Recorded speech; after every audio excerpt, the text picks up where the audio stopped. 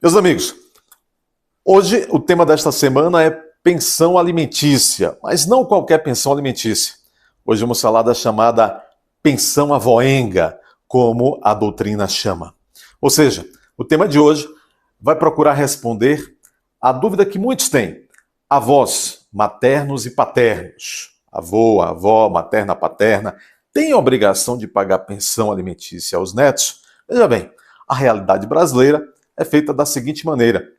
No dia a dia se vê no judiciário centenas de milhares de mulheres que ajuizam ações, procuram seu advogado de confiança ou a defensoria pública e ajuizam ações de alimentos, visando que o judiciário obrigue a que o genitor, a que o pai do seu filho arque com a sua obrigação alimentar, ou seja, de cooperar com a manutenção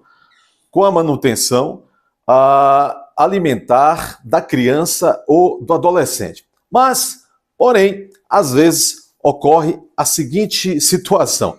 A mãe ajuiza essa ação judicial, demonstra a necessidade financeira, demonstra a necessidade de manutenção da criança, só que ao cabo da ação se constata que esse pai da criança ou do adolescente não tem capacidade econômico-financeira de arcar com sua obrigação. Seja porque não tem uma profissão, seja porque tem uma incapacidade até física, uma incapacidade mental, mesmo que provisoriamente, seja porque também às vezes tem só a capacidade parcial de arcar com parte dessa obrigação. Bom, é nesse momento que a doutrina e a jurisprudência e também o Código Civil, à altura do seu artigo 1669, autoriza que essa mãe, essa genitora daquele menor que precisa dos alimentos, entre com uma ação judicial pleiteando alimentos diante dos avós, maternos e paternos, pedindo a chamada, então, pensão avoenga. Veja, a jurisprudência determina que a mãe deva entrar com uma ação judicial em face dos avós. Claro, em existindo avós maternos e paternos. Quando eu digo avós, é avó e avô. Se tiver os quatro, vai entrar com ação diante dos quatro. Porque cada um